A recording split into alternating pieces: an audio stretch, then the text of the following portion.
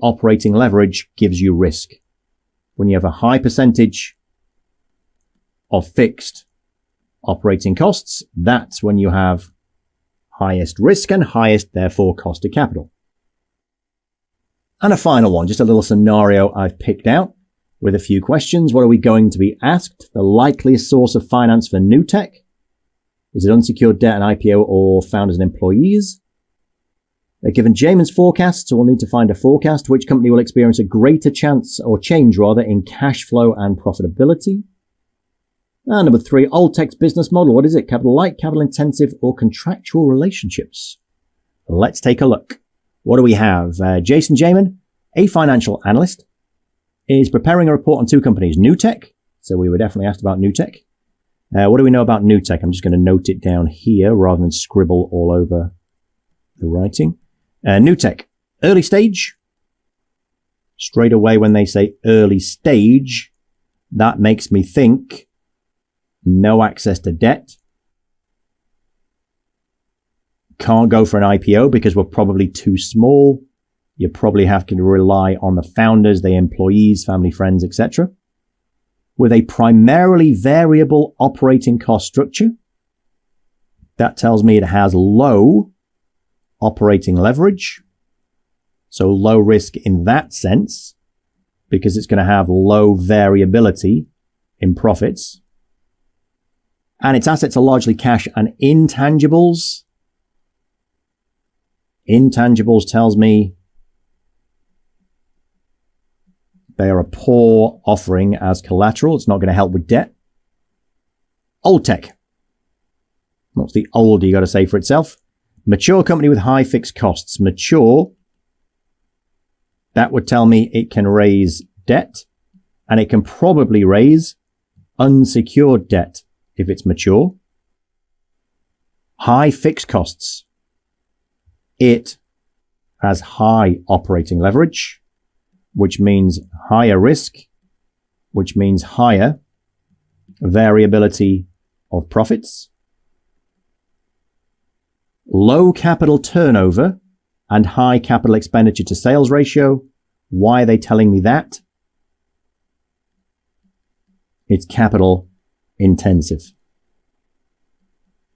High capex tells me it's spending a lot on assets, so it's high capex to sales ratio. Same conclusion, spending a lot on capital assets. Low capital turnover.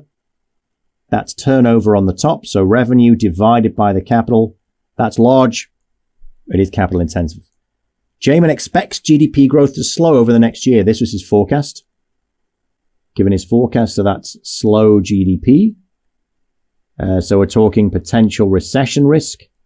So we're talking a drop potentially in stock prices, increase in the cost of equity, slowing of revenue growth, and so on. Which will lower the growth rate. Oh, there you go. I predicted this, but there it is anyway. Lower the growth rate of revenues. All right, that starts to make me kind of think about the operating leverage. Here we go. The likeliest source of finance for new tech. New tech, oh, it's early stage. I've already ruled out debt. Well, there you go.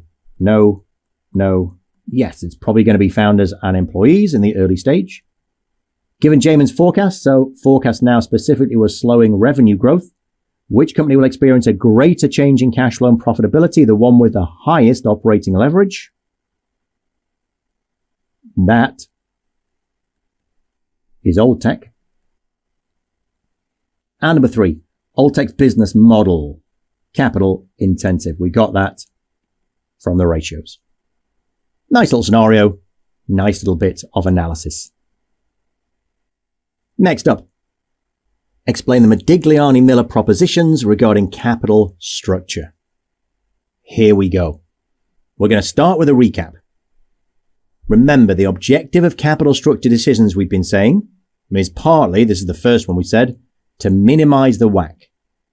Minimize your cost of capital, and you maximize the NPV of your investments. You maximize the value of the firm. Maximizing the value of the firm is what management should be all about. But enter Modigliani and Miller. I say enter, it's not like they've just walked into the room. This was 1958. Modigliani and Miller said, under certain assumptions, a company's choice of capital structure is irrelevant in determining its value. So, have we been wasting our time? We've just spent 30, 40 minutes talking about capital structure decisions, how we can talk about what WACC we want and so on. Is that all a waste? Is that what M&M is saying? It's all a waste of time? Well, happily no. The key is in the assumptions, under certain assumptions. What Modigliani and Miller did was put in place 5 extremely restrictive and deliberately extremely restrictive assumptions and said, in this case, if all 5 of these assumptions hold, then the choice of capital structure is irrelevant. By doing that, you then allow yourself to build a model back up and say, right, what if we relax these assumptions and observe an impact on firm value from a change in capital structure? We've now managed to isolate what is important. As Modigliani said, or it may have been Miller, I can't remember which, but when questioned on this, why have you just said it doesn't matter when it clearly does? The quote, by focusing on what doesn't matter, you can identify what does matter. That was their aim. They're not stupid. They realize that these assumptions are incredibly restrictive. If they all held, then yes, your capital structure decision would be irrelevant, but they don't. And we'll see one of them being relaxed immediately in this module. We'll say, okay, well, what if we do have taxes and suddenly it will become important? So that's the angle they're coming from. What are these assumptions? Definitely worth knowing. Number 1, homogeneous expectations. Investors agree on the future cash flows investments will generate. So everyone has the same forecast. Number 2, and this is going to be the one we spend most time with in this module, perfect capital markets. No transaction costs, no taxes. That's the one we will actually relax later on. No bankruptcy costs. They're not saying there's no possibility of bankruptcy, but that there's no cost to it. Nobody takes money for putting you through that process. There's no reduction in your cash flows for the threat of bankruptcy. And everybody has the same information. 3, risk-free rates exist and everyone can borrow and lend at that risk-free rate. That allows arbitrage. Number 4, there are no agency costs. Managers always act to maximize shareholder wealth, no divergence, no conflict of interests. And number 5, independent decisions. Financing and investment decisions are independent of each other. It does not matter what investment you're making. You will always choose independently how to finance it. Now I pause and dwell on that and try and go for a more dramatic tone, because you remember we talked about this earlier on. When we talked objectives of capital investment decisions, capital structure decisions, I should say, we said one thing you might try and do is match the maturity of your finance to the time horizon of the capital investment. Well, if that's the case, your decisions would not be independent. So again, very restrictive. Now, just one more time to kind of hammer home the point that I've probably hammered home already. They are extremely restrictive. As these assumptions are relaxed, the factors that do impact value will be revealed. That was the idea. It was genius. And still is. And here are their propositions. First of all, Modigliani and Miller's proposition 1, in a world without taxes. They said, in that case, capital structure would be irrelevant. The value of a firm is not affected by changes in capital structure. Conclusions. Number 1, the value of the levered company. A levered company is one that uses both debt and equity, is equal to the value of an unlevered company, all equity. Their justification, if this wasn't true, if you had 2 identical firms, identical meaning they have the same assets, the same cash flows, if this wasn't true and you had those 2 identical firms, the overvalued firm will be sold and the undervalued firm bought to make an arbitrage profit. We said everybody has access to a risk-free rate that they can borrow and lend at. If that's the case, they can borrow and lend risk-free to finance these arbitrage transactions. So people will arbitrage it out and drive the prices back to equality. The value of the levered must therefore be the value of the unlevered. So number 2, the value of a company is determined solely by its expected future cash flows, not the debt to equity mix. And a counterpoint to that sometimes people bring up is, well, hang on. What if shareholders want leverage? Leverage magnifies returns. Going back to your DuPont analysis, if you haven't been there yet, you'll see it. It's quite interesting in financial statement analysis. You can increase your return to equity by adding leverage. For example, you might have a company with $100 of equity, no debt, returning $20. The ROE for that company is 20%. What about a company, though, that's financed $50 in equity, $50 in debt? Its return is 15. Why? It's generating the exact same return from the exact same assets, but it's paying $5 in interest, 10% interest on the 50 to give 15. But its return on equity, because of the leverage, is 30%. 15 return divided by only $50 of equity is 30%, as opposed to 20 over 100. So you could argue, hang on, it does make a difference because shareholders might want this. They might want to be leveraged, have the extra risk to drive up their extra ROE.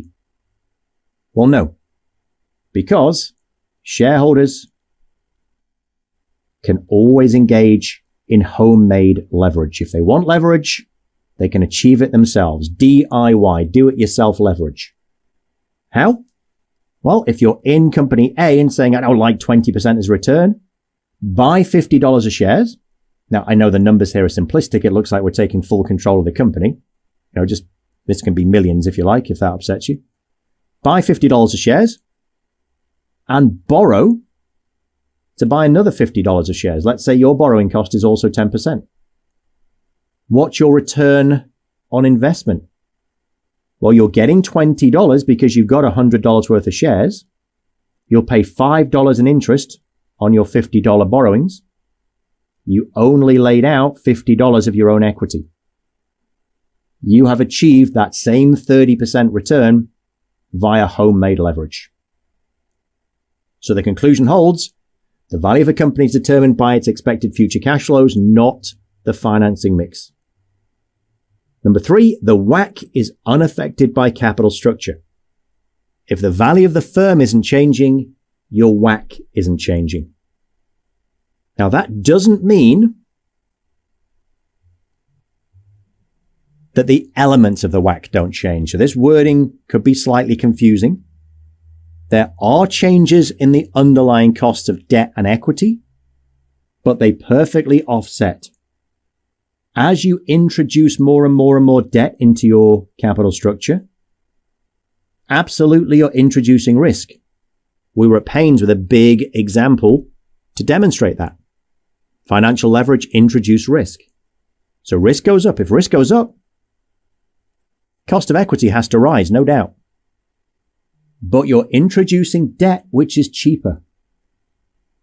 And what M&M are saying in Proposition 1 is the introduction of that cheaper debt perfectly offsets the increase in the cost of equity, and your WACC remains constant. So the overall WACC is unaffected in that it doesn't change. The underlying cost of debt and equity do. So Proposition 2 says just that. Without taxes, higher financial leverage raises the cost of equity, but as cheaper debt is added to the capital structure, financial risk increases and the cost of equity increases, but lower cost debt perfectly offsets that increase. No change in the WACC. And if that holds, what Modigliani and Miller showed is that you can calculate the cost of equity at any given leverage. We're calling the cost of equity at any given leverage RE. You can calculate RE as RO, the cost of equity for an all equity financed company, so a company that has zero debt, that would be the WACC at 100% equity, 0% debt, plus the spread between that all equity financed cost of equity, RO, and the cost of debt, so RO minus RD, multiplied by the debt to equity ratio, D over E. And to make it stick, we'll derive it. Now, this, as I've said, is a side quest. This formula is in the midst, as I say, of an explain LOS. It does not need deriving, but it's worth knowing. So we're going to work a numerical example which helps explain how the WACC remains constant later on. You'll see it in moments. But before we do that, we're actually going to derive where it came from just to make it stick. This is the side quest. If you're not interested, skip on 3 minutes and you'll miss it all out. But if you are, this is where it comes from, and it simply comes from the WACC. We all know the WACC. The weighting of debt times the cost of debt, plus the weighting of equity times the cost of equity. Now let's imagine this firm is all equity financed, so its WACC is RO as defined on the previous page. Now obviously this first term would be 0, but let's just leave it there for the purposes of us deriving this formula. We're looking to isolate this RE. So we can say RE into E over E plus D equals RO, and we'd have to deduct D over D plus E into RD from both sides. Now we want to get rid of this term, so let's first of all multiply it by E plus D. That would leave us with RE into E equals RO into E plus D minus D, well, we've just multiplied by E plus D, so that disappears, into RD. Next up, we want to get rid of this term, so we're going to divide by E. That will leave us with what we're looking for, RE equals RO into E plus D over E minus D over E into RD. Now, what have we got in this first term here? E over E plus D over E. We can break that out. RO into E over E plus D over E minus D over E into RD. Well, that E over E is 1. So we have RE equals, expanding this bracket, RO plus RO into D over E minus RD into D over E. Common terms here, the finale, RE equals RO plus RO minus RD into D over E. And we're done.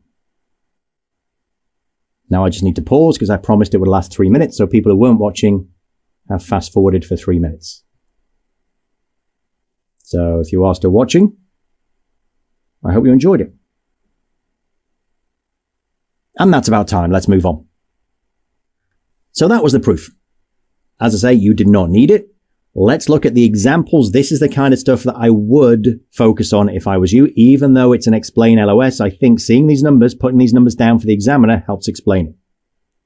We have, as an example, an all-equity finance company with a WACC of 10%, perpetual cash flows of 5,000. So we've got no growth here, just a single set of cash flows. They're going to last forever of 5,000 euro. It then decides to issue 15,000 euro of debt at a cost of 5%, which again we're going to presume is a perpetuity, and use the proceeds to buy back shares. They're introducing leverage.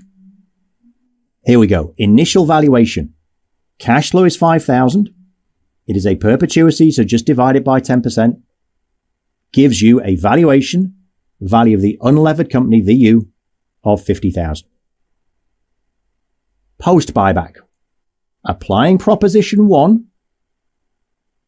post-buyback, the value of the levered company should be $50,000. It's the same under Proposition 1. There is no difference in the value of the unlevered and the levered firm. Can we demonstrate that? Well, yes, we can demonstrate it. And I use the word demonstrate advisedly. I'm not saying this is proof. I'm saying it's a demonstration. By using Proposition 2, the change in the cost of equity. We just showed the cost of equity at any leverage is the cost of equity if you're unlevered, plus the spread between the unlevered cost of equity minus the cost of debt times D over E. That's going to be 10% because the WACC, when we were all equity financed, was 10%, plus 10% minus 5, the cost of debt, multiplied by 15,000 D divided by 35,000 E. The value of the levered firm is 50,000. 15,000 of that is debt. If it's worth 50,000, 35,000 must be equity. That gives us a cost of equity, now that we are levered, of 12.143%.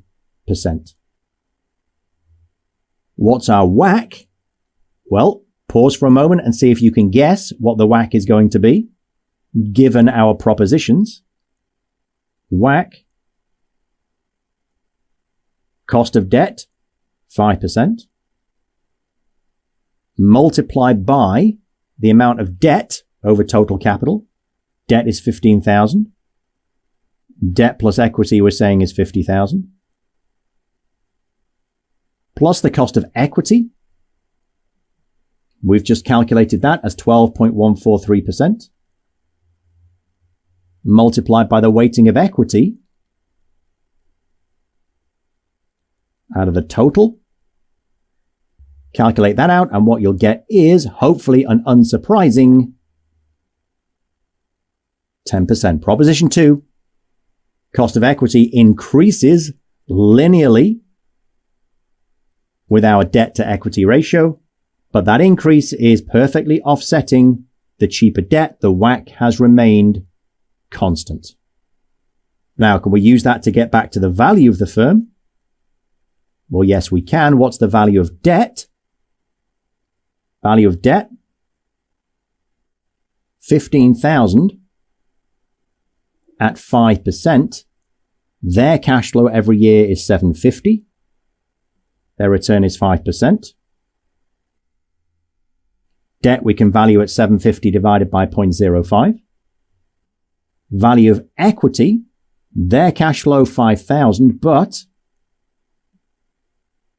they're paying out 750 in interest. We can value that at the cost of equity, 0.12143. Add those two together, and you get 50,000. Kaboom. Very elegant. As I say, it's a demonstration. Why a demonstration rather than a proof? Well, when we calculated the WACC to demonstrate it was still 10%, how do we get the weightings? We used the 50,000. So assuming that the value didn't change, we can conclude the WACC doesn't change, which is why using that WACC gives us a value that didn't change.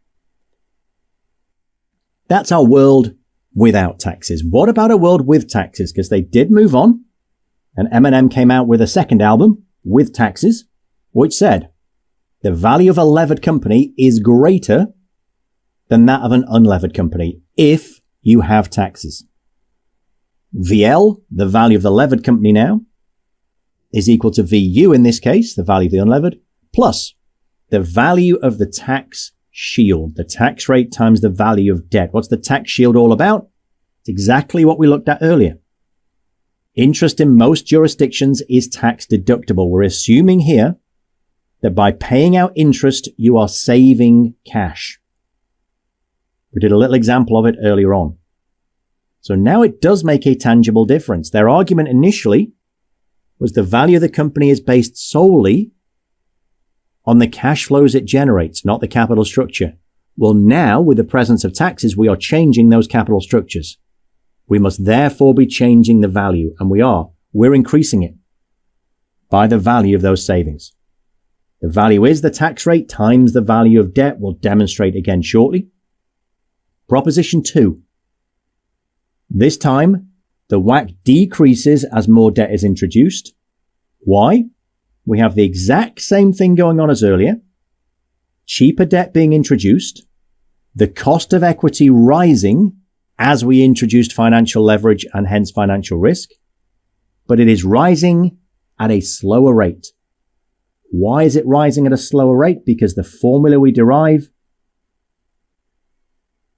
we now slot in a 1 minus t. Same starting point, RO, plus same spread, RO minus RD. This time we put in 1 minus t before the d over e. We're not going to bother deriving it again. It's the same exact logic. But because the cost of equity increases at a slower rate, the cheaper cost of debt actually pulls the WACC down. What are the implications? Introducing more and more and more and more debt brings your WACC further and further and further down. A lower WACC means higher NPVs, higher value, higher wealth, higher company valuation. The lower the WACC, the higher the company value. The world with taxes suggests your optimal structure to minimize the WACC and hence maximize firm value is 100% debt. Once again, they're not stupid. They're not saying this is where you should be. Empirical evidence shows that it is not. They are ignoring the costs of financial distress, ignoring the costs of bankruptcy, as we said earlier on. What are those costs of financial distress? They could be indirect, loss of suppliers, loss of customers, maybe not even loss of suppliers. Maybe they just make you pay up front instead of paying after 90 days. You know from the working capital module, that's going to cost you money. Direct costs, it costs to go through bankruptcy, legal fees, etc. So yes, this will not hold in the real world, but in this restrictive world, this restrictive set of assumptions, this proposition in the world with taxes, Prop 2 would suggest, you should go for 100% debt. Let's look at an example. I know there's an awful lot of calcs here for an explain LOS, but I think seeing the numbers, seeing how they all come back and tie together is the best way of explaining this. So an example, in all equity finance companies where we're starting again with a WACC of 10, a perpetual cash flow of 5,000, deciding to issue 15,000 in debt at a cost of 5% and use the proceeds to buy back shares. All of this should look very familiar. The only difference from the previous demonstration, we are now in a world with taxes, corporate tax rates 25%. What's the value of the unlevered firm? Cash flows 5,000. This is before paying tax. So 5,000 into 1 minus 0.25 after tax, you'll have left 3,750. Divided by your 10% WACC, you'll get 37,500. So that's VU. After the buyback, if what M&M said is true, value of the levered firm should be the value of the unlevered plus TD. So value of the unlevered, 37,500. There it is. Plus the tax rate, 25%. There it is. Multiplied by the value of debt, 15,000. There it is. That should give you 41,250. Of that 41,250, 15,000 is debt, leaving 26,250 in equity. Let's get the WACC. Cost of equity given the leverage is RO, the cost of equity with all equity finance, 10%, plus the spread, 10 minus 5, same as earlier. Here's the new term, 1 minus T, 1 minus 0.25, times D over E, debt is 15, equity is 26,250. Should give you a cost of equity of 12.1429%. The WACC, D over E, debt is 15,000.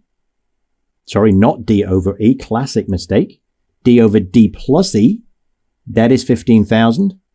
Total value, D plus E, is 41,250. Multiplied by, remember, cost of debt into 1 minus T. Plus equity over debt plus equity, 26,250 over 41,250. Times the cost of equity we just calculated as 2.1429. We get a WACC of 9.091%. Does that tally with what we were trying to demonstrate? Yes. Introducing leverage in a world with taxation has decreased the WACC.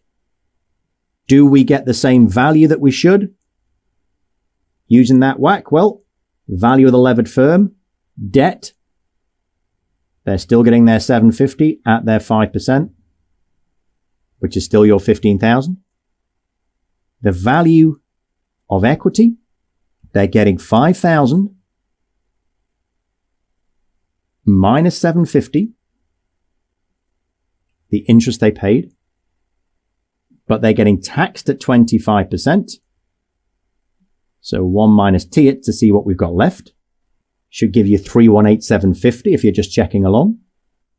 Discount that at the cost of equity we calculated, 0.121429. Add those two together and you'll get 41,250. Boom goes the dynamite. Let's look at a couple of examples just to drive it home. First one, debt financing is highly advantageous and the optimal capital structure is 100% debt. What is that consistent with? It's the world of M&M and it's a world with taxes.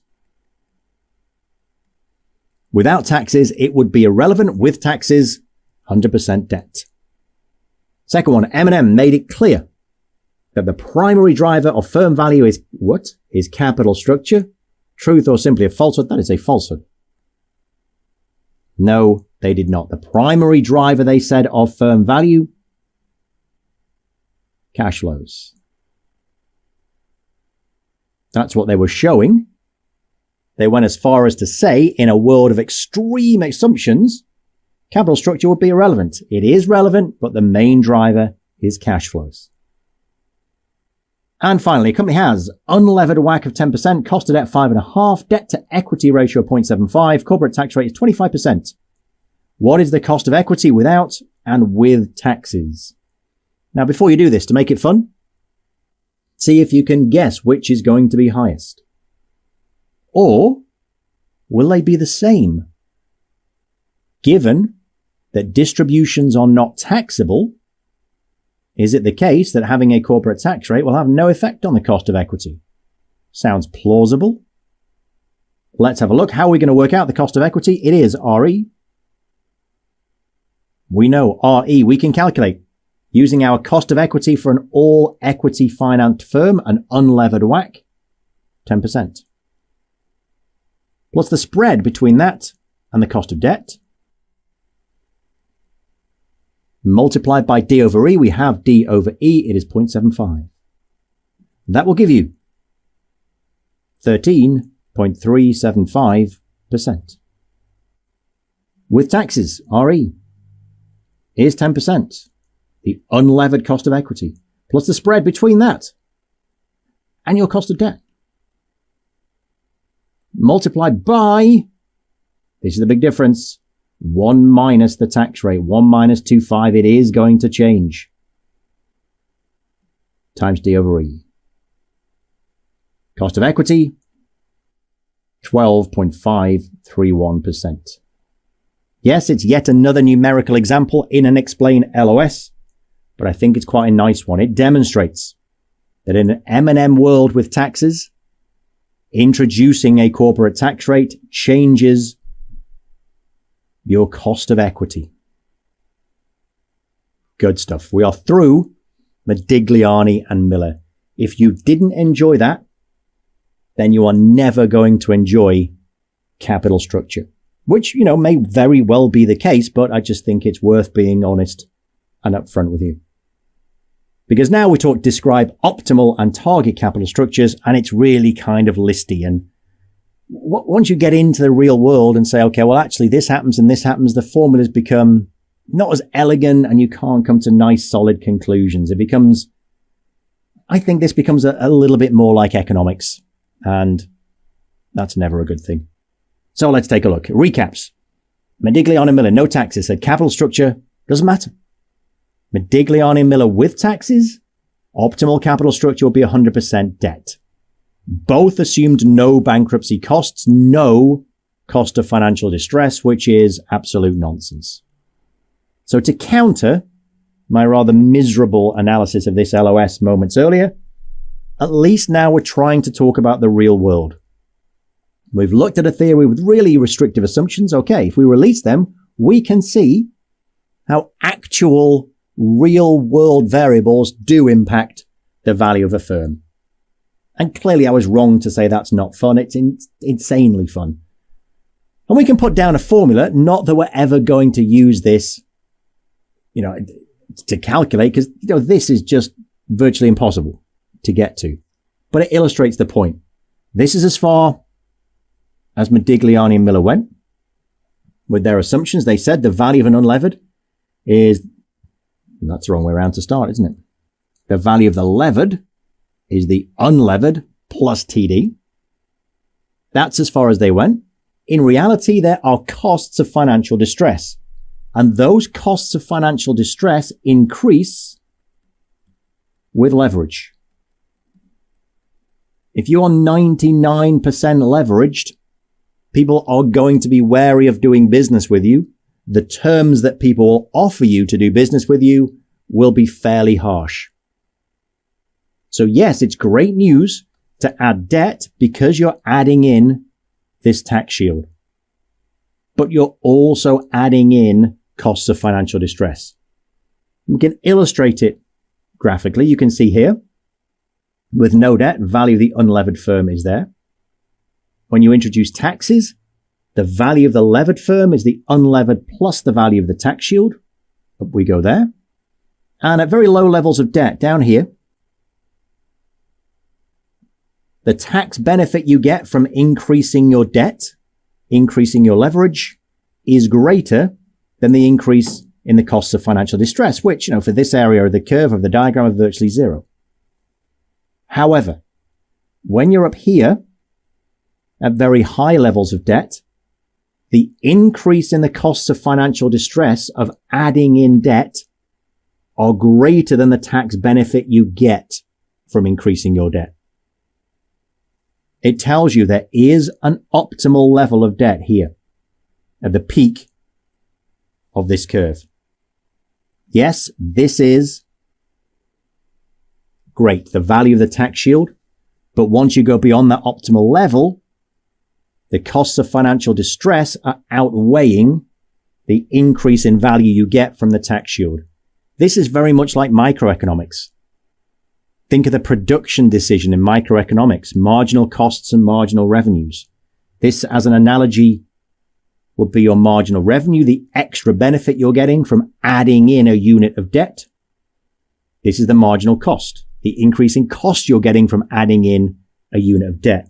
You want to keep adding until that marginal revenue is equal to marginal cost. Beyond that point, when the cost is greater, stop. So that's the good news. There is an optimal level of debt. Hooray. The bad news, as I say, how on earth do you even start thinking about considering calculating what the PV of the costs of financial distress are? Virtually impossible. So you might have this optimal debt figure in mind, but if you're being realistic, the best you can say is, well, it's probably in this range somewhere. I don't know exactly what it is, but I know it's around about that level. So to summarize, the optimal level of debt maximizes firm value, minimizes the WACC, but finding that level requires estimating the value of the tax shield first of all, TD. All right, slightly easier, but you've still got doubts about what the tax rates are going to be.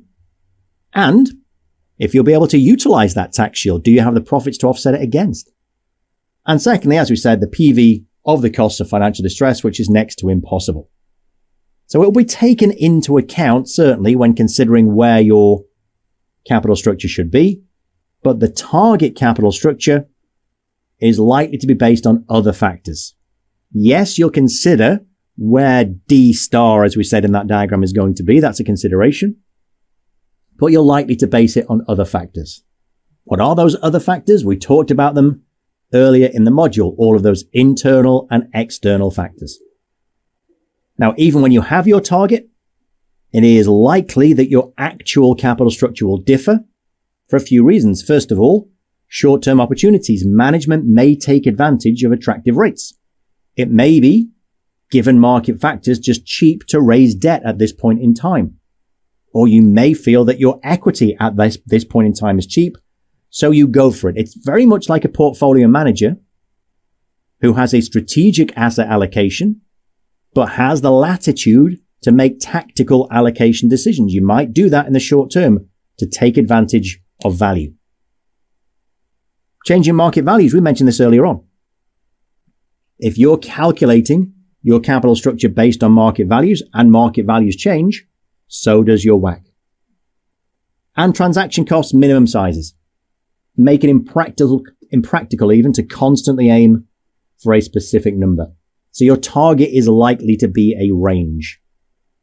Just on the analogy train to keep going, if you're aware of delta hedging with the world of options, where you're trying to hedge your portfolio with options, well, you don't do it every single time the price moves, because if you did, you'd be doing it constantly and your entire portfolio would be swallowed up with transaction costs. Same thing here. Don't say, I want 48.983% debt. And every time you wake up in the morning, you keep trying to adjust your WACC to that. All of your profits for the year gone in transaction costs. So your target is likely to be a range. And here's an interesting point. We just mentioned an issue with market values. However, target capital structures are often expressed by management in terms of book values. They'll specify their target range and specify it based on the book value of debt and the book value of equity. Why? Good question.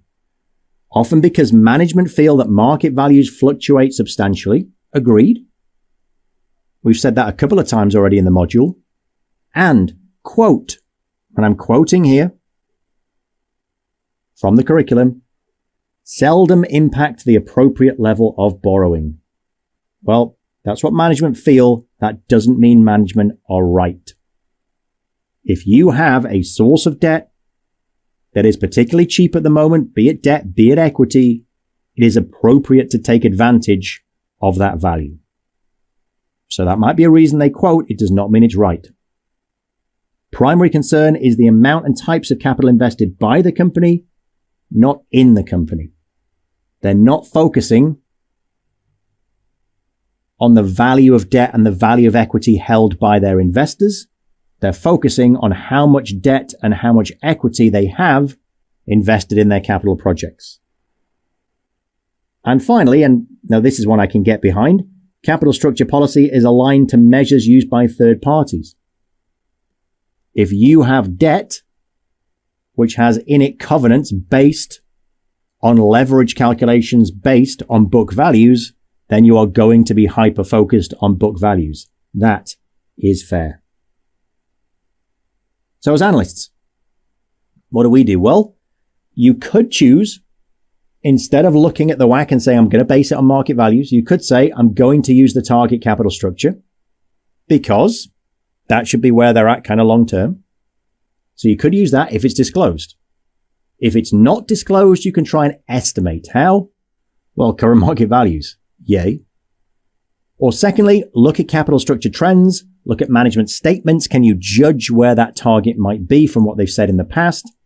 Or can you look at comparable companies and use their capital structures as an average and say, well, that's pretty much where our target is going to be. So along those lines, let's just do a quick example. 3 ways of doing this. It says, let's get the weightings for the WACC. First of all, using the current capital structure. Well, what have we got? Company G. Really, that's half a requirement, isn't it? We're looking for company G. Company G has 50 million in debt, 60 million in equity.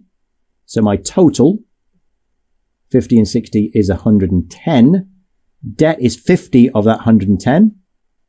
That's going to be 0.45. Equity is 60 of 110. That's going to be 0.55. Again, just rounding. Using competitors, we will take an average. So for competitor A, 25 and 50, total is 75. That's going to be 33% and 67. Competitor B, 101 and 190, 291. So that's going to be 35% and 65%. And competitor C, 40 and 60, 100. That's nice. 40% and 60%. Let's take an average of those three, 36%. So for debt, 36%. For equity, 64. Or using a debt to equity ratio of 0.7. This is the main reason, to be honest, I put this example in, because some of you will be tempted to dive in and say, well, that's the easiest one of all. Debt 0.7, equity 0.3. Be careful. When calculating our weightings, what we need is D over D plus E and E over D plus E, not debt to equity. A couple of ways of doing this. I just like to write it out and say, right, if debt to equity is 0.7, let's imagine debt was 70, equity was 100. That would give us a total of 170, and then it's pretty easy to work out.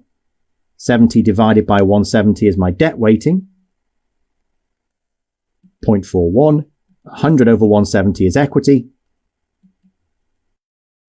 So debt 0.41 and equity 0.59. Now, you don't want to have to write it out like that. Another way of doing it is just to say it is the debt to equity ratio over 1 plus the debt to equity ratio that gives you your debt weighting. So 0.41 you can get as 0.7 over 1.7. Just one more thing to look at, and that's pecking order theory and agency costs. And what we're focusing on here are two things: asymmetric information and signaling. Key problem: issuers management have more information than investors. That is asymmetric information. Management know what's going on, investors don't. They have to try and estimate, guess what's going on in the company and hence the level of risk in the company to decide on their required return. And the greater the informational asymmetry, the higher the return demanded by investors is going to be. There is a big risk in the eyes of the investors that management are going to be issuing shares when they're overvalued and buying them back when they're undervalued. You see management issuing share capital and you think, quite logically to be fair, well, if they're issuing shares now, they must think they're getting good value for them. They must therefore think they're overvalued and vice versa when they repurchase. And if they're issuing debt, maybe they're trying to do that while times are good and they're foreseeing some credit deterioration. Who knows? Maybe they're issuing debt because they think cash flows are going to be better. There are all sorts of different things that could be interpreted. The problem is, due to the asymmetry of information, investors are going to try and make those interpretations. They're looking for indications of the company's prospects in management's behaviors. Management know that. Given management know that, they are going to consider what signals they're sending to outsiders by their actions. And obviously the actions we're concerned with here are raising, or those of raising finance. And here's what the pecking order theory says. Management knows that whatever they do, rightly or wrongly, investors are going to pick up signals from it. So they have a preference under the pecking order theory for financing methods with the least potential information content. What's got the least content of all? Internal financing. Pretty much no one can see what's going on. If they have to raise external debt, private debt involves the least disclosure, the least information. then public debt. And if you can't raise debt, the most content is an equity issue. That's it for the pecking order theory. Some more detail on possible interpretations of the financing choices. If management issue equity, as we said earlier on, it could be that they believe shares are overvalued. That's a negative signal that investors are going to pick up on. If that issue of equity results in an increase in the cost of capital, then investors are going to look at it and say, well, why did management do that? They must have known. They have the information. They must have known this was going to happen, but they've done it anyway. If they're raising capital despite this increase in cost, it may be because they needed to. They've exhausted other sources of capital. Again, a negative signal. If they issue debt, we said earlier on, it could be a signal that you expect credit deterioration. However, it could be a signal that management is confident in taking on the obligation to pay interest and repay principal. So they're confident in their cash flows. You could take that as a positive signal. So it is open to, as it says, interpretations. These are possible interpretations. We said two things to finish off here: pecking order theory, which we just talked about, and agency costs. Remember from way back when at the start of corporate finance, we talked about agency costs resulting from conflicts of interest. Management and shareholders. Remember, shareholders are the principals. Management are appointed as agents to run the business for these owners. If they have a conflict of interest, you get agency costs. How do you reduce them? Well, increased use of debt. Have much more debt than you have equity, you can reduce the agency costs of equity. And Jensen's free cash flow hypothesis, which says this: if you have increased financial leverage, meaning you have more debt, meaning you have a greater obligation to keep paying interest, it forces management to run the company more efficiently. You've got to look after cash flows. You've got to make sure you have stable and growing cash flows to meet your interest and principal repayments as they fall due. So from that point of view, increased financial leverage is a good thing for your shareholders. Let's finish off with a tiny little case study on asymmetric information and signaling. All the requirement is going to ask of us here is say how or explain how asymmetric information and signaling are represented. Just making sure we know the definition. What do we have? CLP AG, a small listed biopharmaceutical company, is conducting a clinical trial of its drug, which is already approved for treatment of an autoimmune disorder, to be used in a new application for which is not originally intended, treatment of a type of viral infection.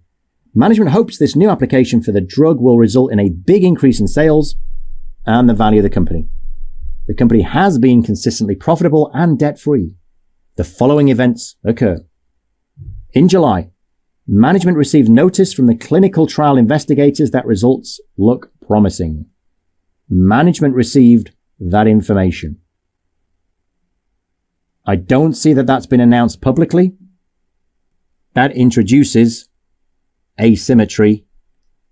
Oops, if I can spell it, asymmetric information. That's where the asymmetry of information was introduced. Management knows that results look promising, not yet been announced. Anticipating that it might have to scale up production quickly, the company negotiates and announces a large increase in its credit line. It announces. That's where we get signaling. Intentionally or unintentionally.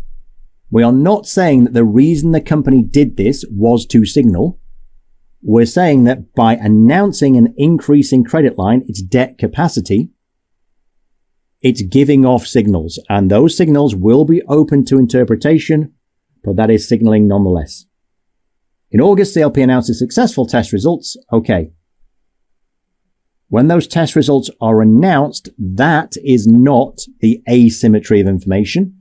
The asymmetric information was introduced here when management knew and investors didn't. This, if you like, is going some way to solving it. CLP shares increased by 35%, the very reason that management was not allowed to announce this information up here. And that is it. Bit of a beast of a module. I know that's taken a while, but I genuinely think it was worth going through those numerical examples in the middle of Modigliani and Miller so you can see how the propositions link together